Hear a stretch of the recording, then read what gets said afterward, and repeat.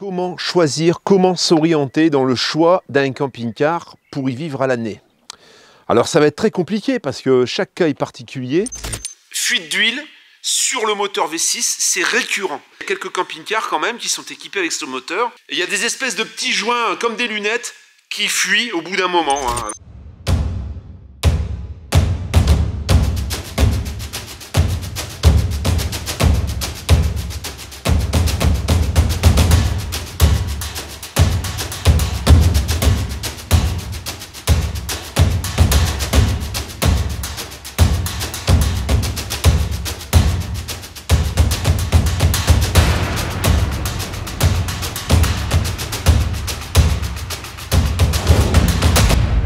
Comme certains le savent, j'ai acheté cet engin. Je m'en suis un peu servi déjà.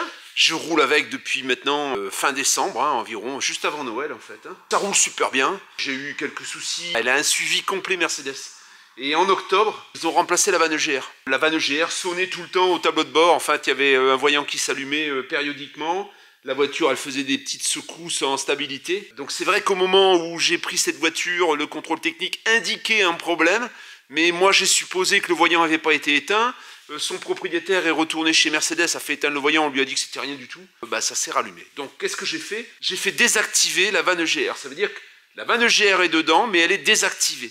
Donc j'ai plus de voyant et j'ai plus ce problème. La deuxième petite amélioration que j'ai faite, c'est, tu sais, je suis abonné à ça, j'aime bien ce système. J'ai mis un boîtier Restchip. Je suis passé de 265 chevaux à 335. Elle marche pas mal et en consommation, ça me l'a bien descendu puisque je tourne vitesse stabilisée sur du plat. Je suis à 6 litres 4, 6 litres 5 et quand je roule sur l'autoroute un peu vallonnée, je roule un peu plus vite. Je tourne autour de 7,4, 7,3. Voilà, c'est plus que raisonnable voilà, en roulant un petit peu plus fort. Donc je suis assez content. Je l'ai acheté avec un problème de fuite d'huile. Et c'est là où je vais en venir. C'est pour ça qu'aujourd'hui, je te fais cette petite vidéo. C'est que fuite d'huile sur le moteur V6, c'est récurrent. Et là, je le dis parce qu'il y a quelques camping-cars quand même qui sont équipés avec ce moteur. Tu as un refroidisseur d'huile dans le V, en fait, au milieu du V, donc complètement là au milieu. Et il y a des espèces de petits joints comme des lunettes qui fuient au bout d'un moment. Alors bon, là, la voiture, elle a quasiment 300 000 km. Donc c'est forcément le moment, je pense que ça devait faire même un petit moment qu'elle devait fuir. L'intervention chez Mercedes, c'est 3 500 €. Alors ça m'a permis, moi, d'acheter cette voiture moins chère parce que je l'ai prise avec ce problème. Au départ, j'ai résolu le souci, avec du l'anti-fuite. Ça a marché pendant 8000 km. Et là, ça se remet à fuir. Ça se remet à fuir et ça tartine tout le dessous de la voiture. Il y a 10 heures de main d'œuvre, grosso modo. Il n'y a pas énormément de pièces. Mercedes change pas mal de choses que moi, je ne vais pas changer. Comme les tubulures, tu vois, tout ça. Et eux, ils les changent, moi, je les laisse. Moi, en fait, je me suis juste contenté d'acheter la pochette de joint. La pochette de joint qui va me permettre de réparer ces fameux joints. C'est juste pour ces deux petits joints-là que ça fuit, tu vois. Des joints de collecteur, enfin, il y a des joints d'un peu tout, tu vois. Les joints de collecteur, il y a les deux joints. Il y a tous les joints. Il y a tous les joints qui vont me permettre de remonter cette voiture avec du joint neuf. Je vais m'y coller. Je vais voir combien de temps je passe. Je vais essayer de te montrer un petit peu si tu veux t'y coller. Mais c'est un gros travail. Alors c'est un gros travail. Il n'y a rien de vraiment compliqué apparemment, d'après ce que j'ai pu voir sur les tutos. Mais ça reste quand même un gros travail. Voilà. Autant te dire que ça va me prendre un peu de temps. Je pense que je vais y passer toute la journée demain. Et j'espère que j'aurai fini demain soir. On va voir. Collecteur. Ça, il y a juste à déclipper des deux côtés et juste enlever le collier. Et bien sûr, enlever les deux sondes, parce qu'il y a deux sondes de chaque côté. Débrancher la pompe à eau. On a enlevé des caches. J'ai enlevé les filtres. J'ai enlevé toute la partie avant. Là, maintenant, on va enlever le tuyau du turbo. Je crois qu'on est 14 heures. Je suis allé manger, j'ai travaillé 2 heures hier, j'ai travaillé environ 4 heures aujourd'hui, et tu vois, j'en suis encore, je suis pas rendu, regarde. Et là, là je viens de démonter ça ici, le turbo pour le turbo. Je vais enlever le turbo, j'ai encore deux, tu vois, les échappements là à débrancher. Et après j'ai les deux conduits d'admission là. Enfin, j'ai enlevé une rampe, j'ai enlevé toute la partie là devant, ça c'était une énorme galère ça, tu vois. le papillon, boîtier papillon. Enfin, c'est une grosse galère. Je pense que à remonter, ça va peut-être être plus facile qu'à démonter. Je me fais chier, mais c'est un truc de dingue en fait. À démonter, quelquefois sur une vis, tu peux passer 1 heure. En fait, il est là en dessous, là. Il est là. Je te le montrerai quand on l'aura déballé, mais il est là en dessous. Donc j'ai encore les deux côtés, le faisceau à enlever, le turbo. Et après, je vais enfin pouvoir démonter le refroidisseur d'huile, le nettoyer, le remonter avec des joints neufs et tout remonter avec des joints neufs. Je peux te croire que j'ai encore quelques heures de boulot. Hein. On en est où de la galère, là? Le turbo est là. Non, mais c'est énorme, en fait. Hein. J'ai pété une vis. J'ai pété une tête de vis. Ça m'a pris une journée. J'ai essayé. Ensuite, je suis allé voir Michel. Il m'a prêté une petite meule pour pouvoir disquer la tête. Et là, tu vois, il reste le morceau, là. Bon, tout simplement parce que j'utilisais pas les bonnes clés, en fait. Il y a des douilles spécifiques, tu vois, comme ça, que j'avais pas. Donc, je me servais de douilles de 10 ou 12 de... Et finalement, bah, il y en a un qui a un peu résisté. Tous les autres se sont bien dévissés. Il y en a un qui a résisté et ça m'a suffi pour y passer quasiment une journée. Hein.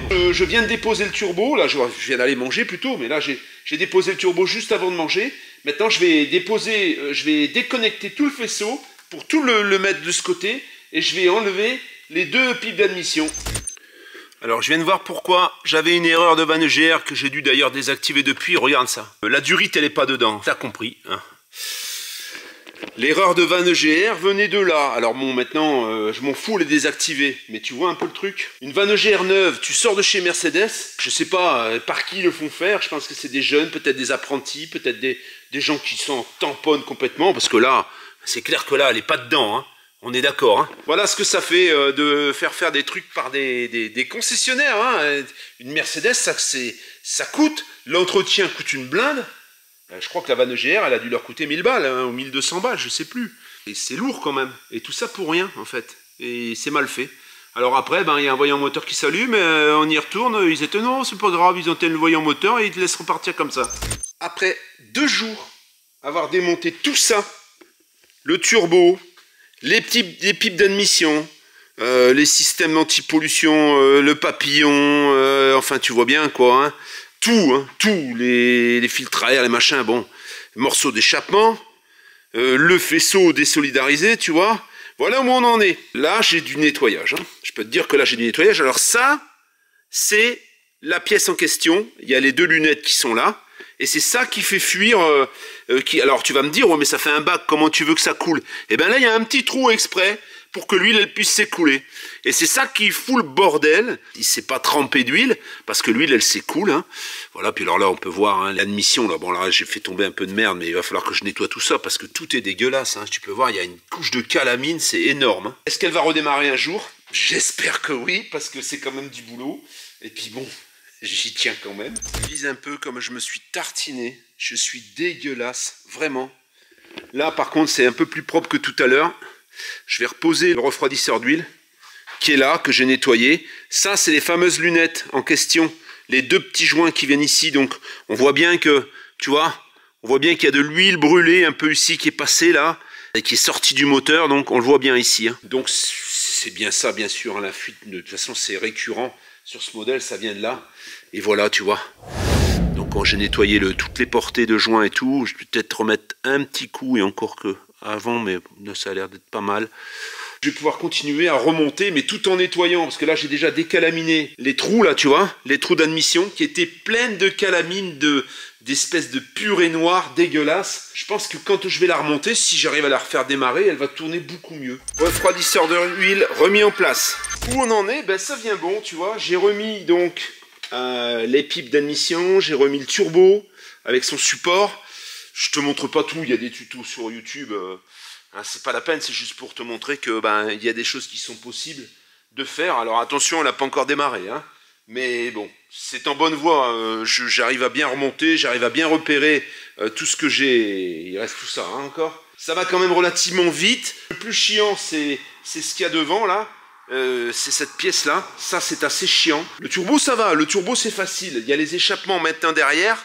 Ça c'est un peu plus compliqué. Alors ce qu'il y a de bien c'est que dans le kit que j'ai acheté chez Autodoc, il y a tout. Il y a tous les joints. Sauf ça. Ça en fait j'ai dû remonter l'ancien. Alors j'espère que ça va pas me créer de problème.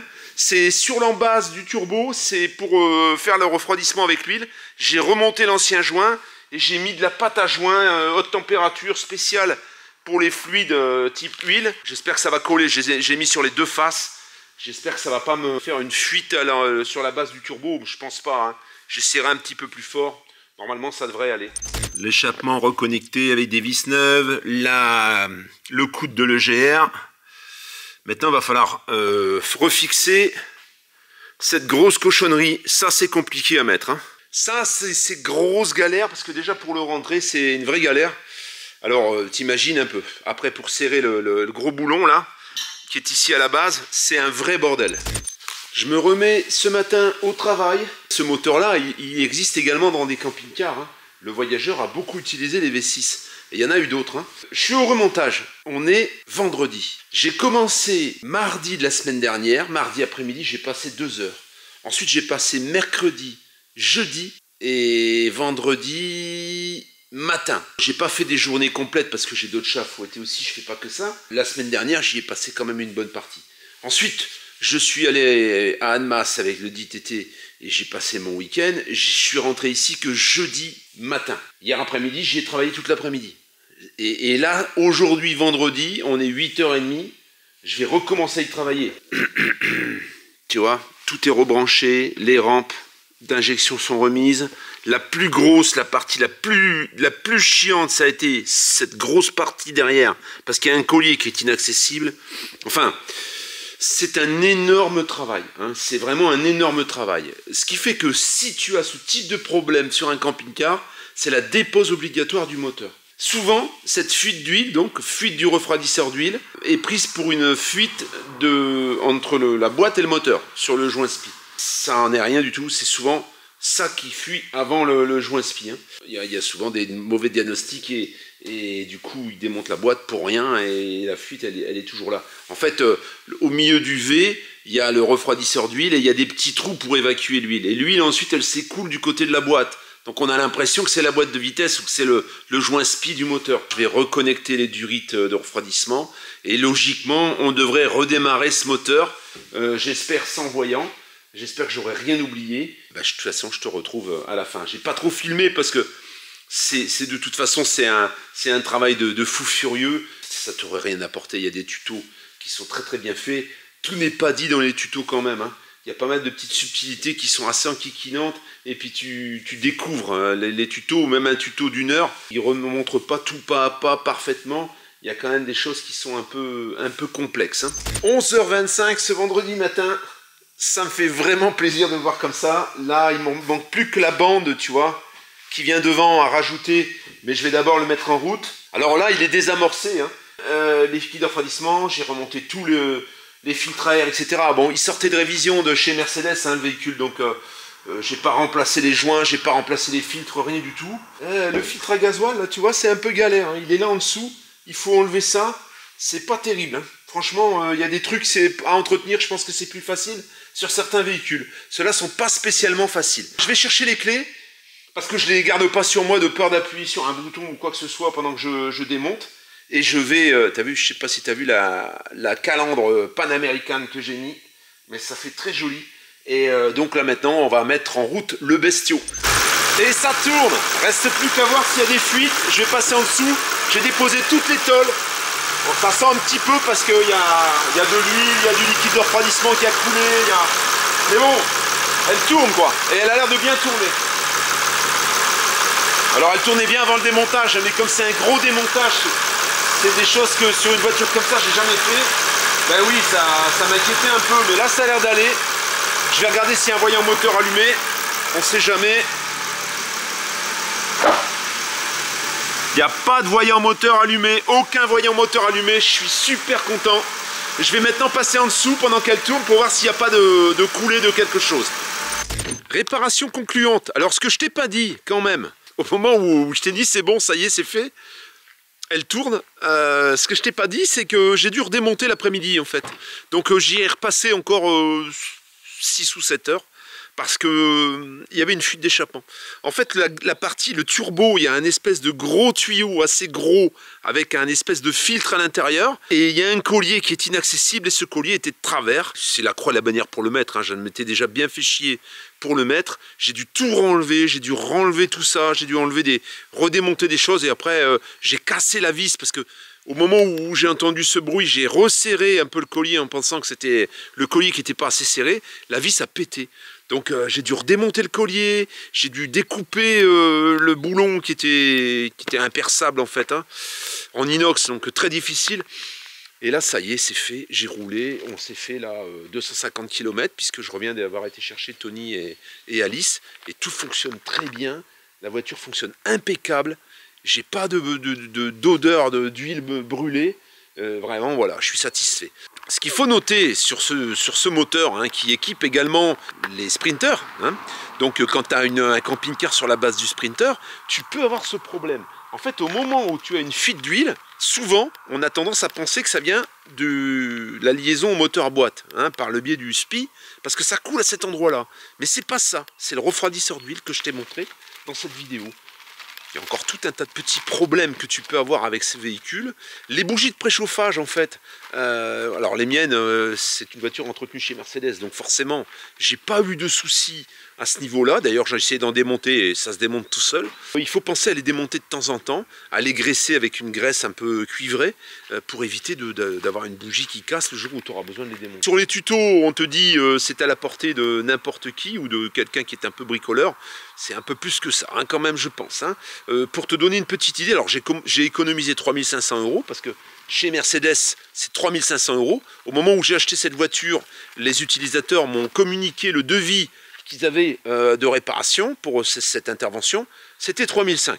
Moi, j'y ai travaillé une semaine complète. Eux, ils donnaient la main-d'œuvre pour 10 heures seulement. Alors, il est vrai que si je devais refaire ça aujourd'hui, je passerais peut-être pas 10 heures, mais je passerais pas une semaine. Je pense que j'en aurais pour un jour et demi, 2 jours grand maximum. Parce qu'aujourd'hui, je sais le faire. J'ai compris le collier, par exemple. J'ai compris au bout d'une journée comment il fallait que je le rentre. Il fallait que je tourne le morceau d'échappement et que je le remette à sa place une fois que le collier était partiellement serré, en fait, hein, qu'il ne pouvait plus sortir. Toutes des petites choses comme ça que j'ai démontées dans le mauvais sens, que j'ai remontées dans le mauvais sens. Et c'est des erreurs que je n'aurais pas fait, que je ne ferai plus à présent. En tout état de cause, cette voiture, du coup, je l'ai payée beaucoup moins cher que le prix du marché à cause de ces petits problèmes, de ce petit problème. Hein. Des problèmes, regarde la vanne GR par exemple, elle est neuve, la vanne GR est neuve et malgré tout, elle m'occasionnait des erreurs. Moi, je l'ai fait désactiver. Alors, il y en a qui diront, comme je l'ai eu hein, déjà, t'as pas le droit, c'est interdit, tu risques une amende. Ouais. Et tu fais quoi quand même Mercedes n'arrive pas à te résoudre le problème, hein. Il faut bien que tu continues à rouler, tu vas pas foutre ta bagnole à la casse. Hein. Donc, il y a des fois, t'as pas le choix. Malheureusement, moi, je l'aurais laissé sinon. C'est ce que je voulais te dire, parce que je voulais te montrer ça, parce que ça peut t'arriver sur un camping-car équipé d'un moteur V6 Mercedes. Si tu devais faire ça sur un camping-car, tu déposes le moteur, hein, tu peux pas faire autrement en fait. Alors ça va être très compliqué parce que chaque cas est particulier. On entend des gens qui disent que ben oui, les choix appartiennent à chacun.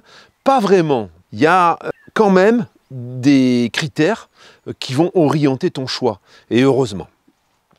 Parce que sinon c'est une jungle. Tu ne peux pas passer d'un fourgon à un véhicule comme ça par exemple. Hein. C'est deux choix complètement différents. Le premier choix, ça va bien sûr être conditionné par le fait, est-ce que j'ai le poids lourd, est-ce que je n'ai pas le poids lourd. Là, je ne saurais trop te conseiller de passer le C1, qui, grosso modo, c'est une semaine de stage à temps plein, avec le permis qui peut être bouclé en 3 semaines. Donc c'est vrai que ça vaut le coup d'opter pour le permis poids lourd, parce que du coup, tu vas pouvoir avoir un véhicule dans lequel tu seras en règle avec la législation. Tu ne seras pas en surcharge, hein, la plupart du temps, tu seras dans le poids idéal, et ça te permettra d'emmener toutes tes affaires. Parce qu'un véhicule 3,5 tonnes, tu t'en sortiras pas. Tu seras forcément en surcharge, surtout si tu vis à l'intérieur de ton véhicule. Donc ça, c'est le premier point. À partir du moment où tu as fait ton choix, c'est sur un VL, t'es 2, 4, ça va être super compliqué. Mais bon, tu vas devoir faire avec, mais ça va être super compliqué. Il y a la config, il y a l'implantation. L'implantation va déterminer le véhicule. Et là, encore une fois, tout va être histoire de compromis. Je vais te donner un exemple tout con. Celui-ci, mon Francia, j'ai une implantation avec des lits jumeaux. Ça me permet d'avoir un grand salon, une salle de bain traversante, une jolie petite cuisine en L. Je dirais que l'implantation, elle est assez sympathique. Tu as de la place parce que justement, on a ces fameux lits jumeaux. Si tu dis, je veux un lit central, déjà, tu vas avoir un lit central qui va faire 190 avec les angles coupés. Ça va être un petit peu court par rapport au lit de ta maison. Il va être en 140 la plupart du temps. Le lit central sur la même implantation, sur la même longueur, 8,50 m, eh bien, tu vas avoir un salon qui va avoir un coussin de moins. Donc, tu vas avoir un salon un peu réduit. Je dirais que pour avoir un beau salon, et ça, c'est important quand tu vis dans un véhicule, parce que s'il pleut, s'il fait pas beau, tu seras bien content d'avoir un salon confortable. Eh bien, il faut obligatoirement passer sur un lit sur soute ou des lits jumeaux. Les lits jumeaux se transforment la plupart du temps en grands lits. Et le petit point positif, c'est que si vous dormez chacun d'un côté, eh bien, s'il y a une personne qui sort pour aller aux toilettes, elle ne va pas déranger l'autre. Ce qui n'est pas le cas d'un lit sur soute. C'est pour ça que je dirais que le lit sur soute aujourd'hui, pour moi, ça s'adresse plus à une personne seule qu'à un couple, surtout s'il y en a un des deux qui se lève la nuit, ou si les deux se lèvent la nuit, plutôt parce que celui qui ne se lève pas la nuit, il ira au fond. S'il doit se lever, il va enjamber la personne qui est devant. Donc c'est pour ça, je pense que c'est moins pratique. Les lits jumeaux vont t'autoriser en plus un garage dans lequel tu vas pouvoir loger quelquefois un scooter, dans le mien une moto, parce que la soute peut supporter 250 kg, comme la plupart des véhicules comme celui-là, de toute façon. Donc ça fait un avantage de plus. Ça, c'est à réfléchir. Si par exemple on partait sur le même modèle en 7,40 m, même avec des lits jumeaux, on n'aura pas l'espace que j'ai dans ce véhicule. J'ai l'exemple par exemple d'un Euramobile. L'Euramobile va avoir une salle de bain qui va être tout d'un côté, donc toilette et douche, alors douche avec une porte, mais tout dans le même espace. Et on aura un salon qui sera certes presque comme le mien, mais on n'aura pas cette salle de bain traversante. 7,40 m par exemple, un véhicule comme le mien avec un lit central, tu vas avoir un salon ridicule. 30-40 cm dans un camping-car, c'est énorme. Il y a des gens pour qui le gabarit va être un problème. 8,50 m, ça peut être un problème. En plus, on a des essieux, on a 2 essieux à l'arrière. Les essieux vont occasionner du ripage. Quand tu vas prendre un virage, tu vas le prendre un peu moins serré. Et forcément, si tu aimes les endroits un peu escarpés et un peu éloignés de la route, il faut laisser tomber un véhicule comme celui-là. Parce qu'en plus, la motricité, elle est bidon. Sur un véhicule qui a un double essieu, la motricité est pourrie. Donc si on veut un gabarit comme celui-là, tout en ayant la possibilité de sortir un petit peu des routes goudronnées, eh bien, il va falloir passer sur une propulsion, sur un châssis Mercedes ou Iveco. Ça va conditionner le véhicule, encore une fois. Ensuite, le nombre de personnes. Il faut un nombre de couchages et il faut un nombre de couchages fixe. Quand tu vis dans le véhicule, même si tu voyages, même tu dis je vais vivre une partie dehors, il est quand même clair que c'est beaucoup plus sympa pour chacun d'avoir un espace. À partir du moment où tu as 2 enfants, je pense que les lits superposés s'imposent. Et lits superposés, double plancher et tout ce qu'il faut, oui, ça va être un peu compliqué. Il y a très peu de véhicules sur le marché dans ces conditions-là, et c'est souvent sur des châssis Iveco et ça vient souvent de chez Laika. Tout le reste, ça reste quand même des véhicules pour les vacances. Je ne vais pas dire que le Laika a été conçu pour y vivre dedans, mais ça va quand même rester beaucoup plus simple, beaucoup plus fiable à l'usage. Et là, on va aborder un autre problème, c'est l'isolation et le confort de vie à l'intérieur. Et là, le confort de vie à l'intérieur, il y en a qui me diront « ouais, le double plancher, c'est pas indispensable ». En fait, ce qu'il faut comprendre, déjà, il y a une dissociation entre double plancher et châssis Alco. Un châssis Alco n'a pas systématiquement le double plancher. J'entends trop souvent des gens qui disent « j'ai le châssis Alco, donc j'ai le double plancher ». Non. Le double plancher, ça va être, tu vas avoir ton plancher qui va venir sur le châssis et tu vas avoir un plancher au-dessus, le plancher sur lequel tu vas marcher. Donc il y a un espace qui peut être un espace technique d'une dizaine de centimètres, quelquefois 8 cm, à un espace dans lequel tu vas pouvoir charger. Et dans lequel il va y avoir les cuves à eau, cuves aux grises, etc. Donc quand tu vis dans ton véhicule, si tu n'as pas de double plancher et que tu dois passer un hiver dans le véhicule où il ne fait pas très chaud, où la température n'est pas très clémente, eh bien, il faut reconnaître que tu vas avoir un peu froid aux pieds. Alors, il y en a qui pallient ce problème avec de la moquette ou des tapis, etc. Mais toute la plomberie ne va pas passer forcément à l'abri. Il va y avoir une partie qui va être à l'épreuve du froid. Quand il fait vraiment très froid, eh bien, tu risques d'avoir des canalisations gelées. Donc pour moi, je ne dérogerai pas à cette règle du double plancher. Tu vas me dire maintenant, c'est de plus en plus compliqué à trouver parce que y en a très peu sur le marché. Et en général, quand il y en a, quand c'est la période, ils se battent pour les avoir. Si par exemple tu optes pour un châssis Iveco, un Laika, toute la série des Kreos ou des EcoVip qui sont en double plancher, tu peux les passer en poids lourd. Ils peuvent passer en 4,5 tonnes la plupart du temps parce que originellement, ils sont produits en Italie et en Italie, on roule avec des véhicules qui font 4 tonnes 250 ou 4 tonnes 5. Donc ce sera beaucoup plus simple de le faire passer en poids lourd et du coup d'avoir un véhicule dans lequel tu vas pouvoir charger toutes les affaires de les quatre membres de ta famille, quoi. C'est ça qu'il faut réaliser aussi, hein. Il est clair qu'à partir au-delà de 2 personnes, oui, les contraintes, elles vont être complètement différentes et c'est vrai que le confort de vie, ça va être un peu plus compliqué. Alors, ce qu'il faut savoir, c'est que sur ces véhicules, tu as 2 types d'implantation. Tu as les lits superposés au fond. Le lit du dessous, souvent, te sert de garage quand tu n'as qu'une personne, quand tu n'as qu'un enfant. Personnellement, avec 4 enfants, je préfère le lit superposé sur le côté. Le lit du bas se transforme également en soute, dans lequel tu peux mettre des vélos. Tu as une implantation qui est beaucoup plus généreuse, où tu vas avoir à l'avant, par exemple, 2 dinettes. Tu as la dinette 4 places et la dinette 2 places. Ça se transforme également en couchage. Et ensuite, tu vas avoir tes lits en capucine. Ça, pour moi, c'est la meilleure implantation. Et c'est une implantation, pour moi, quasiment obligatoire quand tu es 4 personnes. Quasiment obligatoire. Si tu veux vivre dans le confort, hein, c'est toujours pareil. On peut toujours faire avec autre chose, mais c'est quasiment obligatoire. Pour limiter la longueur, eh bien, tu vas devoir faire des compromis. Le lit central va te prendre quasiment 2,50 m, 2,70 m, entre 2,50 et 2,70 m sur la longueur du véhicule. Donc imagine un véhicule comme celui-ci qui fait 6,40 m. Si tu lui mettais un lit central, eh bien, le lit, il arrivera là, tu vois. Donc c'est impossible, hein. Il va falloir passer au-delà de 7 mètres. Pour avoir un lit central, il faut minimum 7 mètres. Et 7 mètres, tu vas faire de gros compromis. La douche et les toilettes vont être dans ton espace de couchage. Si tu es 2 personnes, ça va. Si tu es 4 personnes, ou même 3 personnes, c'est un peu plus enquiquinant, hein.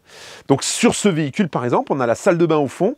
On a un énorme salon, tu peux le voir dans cette vidéo, comme le mien, hein, pour un petit véhicule comme ça, même un peu plus grand que le mien. Et tu as un lit pavillon, et c'est le seul couchage que tu auras sur ce véhicule. Le salon se transforme en couchage également, mais c'est beaucoup moins pratique, hein, c'est bien pour les vacances. Mais quand tu vis dans ton véhicule, c'est quand même beaucoup moins pratique. Donc on considérera qu'ici, il n'y aura qu'un couchage utilisable. Ce couchage-là a la particularité de s'allonger pour avoir un lit qui fait 2 mètres, hein, ce qui est énorme. Voilà, là on est sur 6,40 m. Je dirais que c'est la limite de ce que tu peux avoir en plus court. Toujours sur une traction, voilà, c'est un véhicule qui aujourd'hui est ultra rare sur le marché, hein, très difficile à trouver. Il est vendu celui-là, hein. Il attend ses propriétaires. Il est en poids lourd, hein, donc c'est pareil, hein. En poids léger, il existe en poids léger, mais en poids léger, tu n'as plus du tout de charge utile, hein. Tu perds des places en carte grise et tu n'as plus de charge utile. Donc, il y a aussi ce compromis-là, il faut aussi y réfléchir, sans avoir le poids lourd pour y vivre dedans. C'est, à mon avis, très compliqué pour être dans la législation, hein. Pour avoir une bonne réserve d'eau, pour avoir de l'autonomie, pour avoir tout ça et tout ce que tu vas rajouter sur le véhicule. Il ne faut pas l'oublier. Pour ceux qui veulent un couchage qui s'apparente à un lit central, hein, un lit comme à la maison, il y a ces fameux camping-cars avec le lit à la française, qui est sur une paroi avec la salle de bain à côté. Bon. Là, c'est pareil, ça t'adresse à 2 personnes, c'est compliqué d'être à plus de 2. Souvent, on a des véhicules qui peuvent éventuellement avoir ce gabarit, on est un petit peu plus long quelquefois, hein, moins de 7 mètres de toute façon. On n'a pas vraiment de séparation au milieu du véhicule. C'est bien pour 2 personnes à mon avis, 1 ou 2 personnes. Après, au-delà, c'est un peu compliqué. En fait, tu l'as compris, le choix d'un camping-car passe d'abord par l'implantation. Une fois que tu as l'implantation rêvée, hein, l'implantation que tu souhaites, tu ne vas pas en inventer une, hein, ça va être une implantation existante. Donc c'est simple, hein, le couchage, lit central, lit jumeau, lit à la française ou lit sur soute. Le lit sur soute, c'est 140. Ça peut aller jusqu'à 150, mais souvent, ça prend 1,40 m de la surface du véhicule. Un véhicule comme ça, avec un lit sur soute, tu as 1,40 m de moins, ça veut dire qu'il te reste 5 mètres. 5 mètres, tu comptes ici, tu vois, le poste de conduite qui arrive jusque là. 1,40 m, eh ben, tu vas arriver ici à peu près, tu vois, à peu près là. bah, tu vois, il te reste plus grand-chose. Hein. Et ça, c'est cuisine, salle de bain, tout quoi. Encore une fois, véhicule court, ça passe par un lit sur soude forcément, avec les inconvénients qu'on a évoqués tout à l'heure. Mais si tu es seul, c'est pas trop un problème. Hein. Un lit sur soude en étant seul, c'est pas un souci. De toute façon, si tu as un lit en capucine, tu vas avoir le même problème. Hein. Et c'est même encore pire parce qu'il faut descendre un escalier. Est-ce que tu as besoin de transporter un moyen de transport aussi? C'est pareil. Si tu achètes par exemple un Laïka avec lit superposé, ou même un véhicule avec lit à la française, tu n'auras que très peu de place pour ranger tes affaires ou pour ranger un éventuel véhicule. Hein, peut-être sur un porte-vélo. Parce qu'aujourd'hui, on est souvent sur des véhicules, des vélos électriques, etc. J'aurais beaucoup de mal à mettre un vélo électrique sur un porte-vélo, hein, franchement. Hein. Je ne le ferai pas, en fait, parce que je serais pas serein.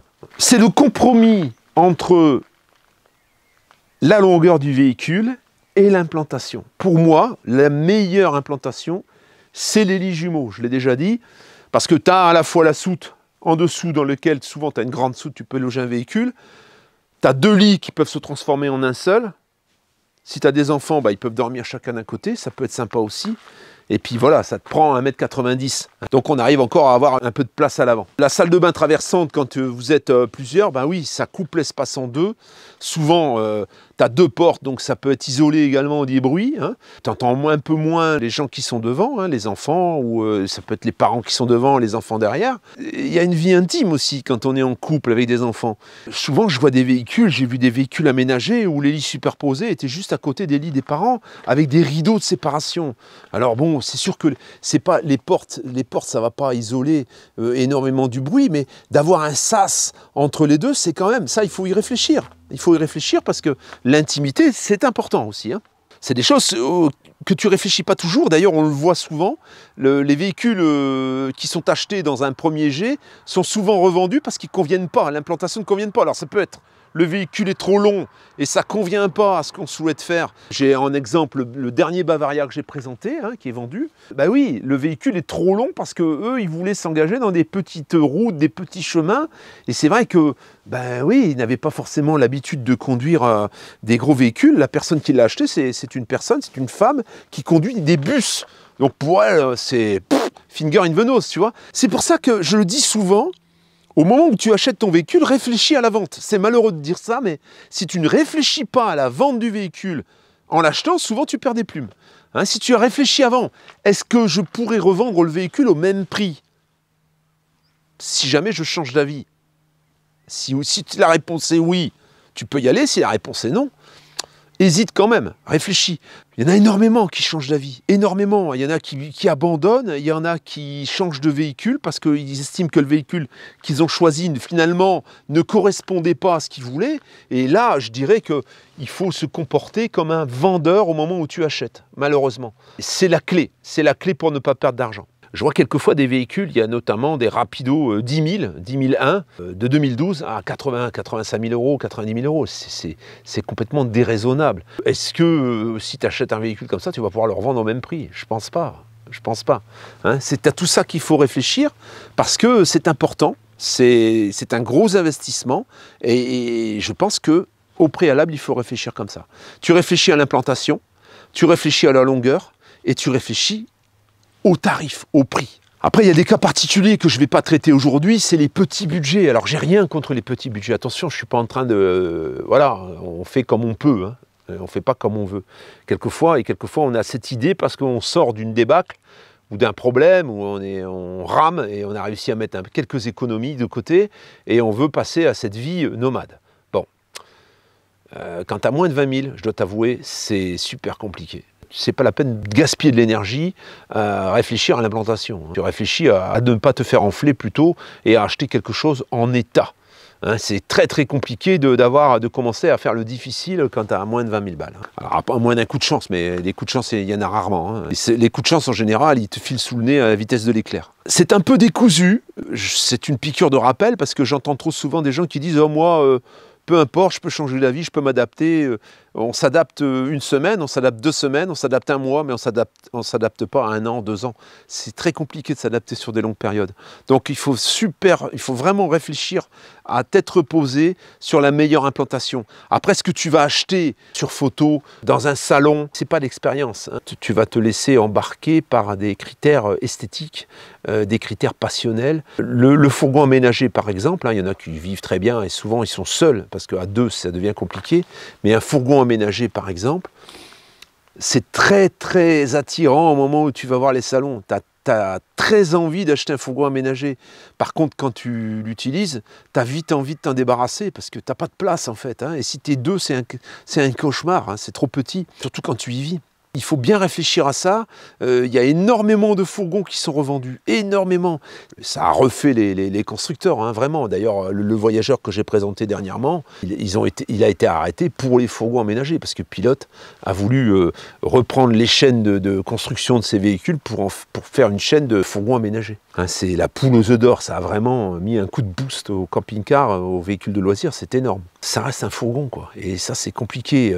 Au niveau de la place, c'est compliqué quand tu es plusieurs. Quand tu es tout seul, je pense que c'est facile.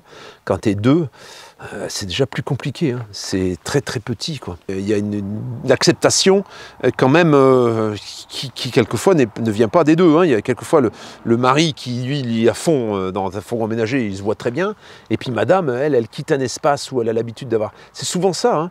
Elle a l'habitude d'avoir un intérieur un peu plus spacieux, et bon, elle suit monsieur, mais quelquefois ça frite et quelquefois ça finit par des séparations.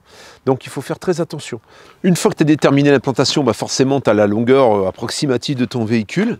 Il faut passer au châssis, en fait, la marque du véhicule et le châssis. Et là, encore une fois, ça fera l'objet d'une prochaine vidéo, parce que là, malheureusement, il y a plein de choses à éviter. Hein, il faut éviter d'acheter quelque chose qui va t'occasionner des soucis. Avant de te décider sur un véhicule, ce que tu fais les forums. Tu fais une recherche sur Internet et tu regardes un petit peu ce qui est dit sur la marque du véhicule et les soucis rencontrés. Et ça va t'en apprendre énormément. Moi, j'ai des retours d'abonnés, mais on a souvent des retours de gens mécontents, rarement de gens contents. Donc, c'est difficile de faire la part des choses parce que forcément, on a que les problèmes, en fait, hein. Au moment où il y a quelqu'un qui dit « je suis pas content de mon véhicule », c'est des problèmes. Enfin, il ne va pas dire à moi je t'écris parce que je suis super content, je viens d'acheter telle marque et c'est un vrai plaisir. C'est assez rare, hein. Les châssis, c'est pareil. Aujourd'hui, les châssis, moi, déjà, j'éliminerai la D-Blue. J'ai tellement entendu de problèmes sur la D-Blue. Alors, il y en a, ils disent, moi, j'ai aucun problème, je mets un additif, je mets ci, je mets là. Moi, je ne prendrai pas de véhicule avec AD-Blue, ça c'est sûr. Donc, ça t'arrête à 2019, forcément. Je me méfierai des marques, surtout françaises, hein. Alors il y en a eu quelques allemandes quand même, mais surtout françaises, qui sont en boîte robotisée, hein, sur châssis Fiat. Je me méfierai, hein. Il faut presque aller avec une valise ou l'emmener dans un garage pour qu'il relève les codes erreurs afin de voir s'il y a eu une surchauffe d'embrayage ou pas. C'est souvent indicateur d'une boîte sous-dimensionnée, hein. C'est souvent une surchauffe d'embrayage qui te fait apparaître un problème au niveau du dimensionnement de la boîte, puisque, comme je l'ai dit déjà, il y a 2 boîtes de vitesse différentes en fonction du tonnage. Donc ça, il faut faire très attention. Si tu peux avoir une boîte mécanique, c'est que mieux.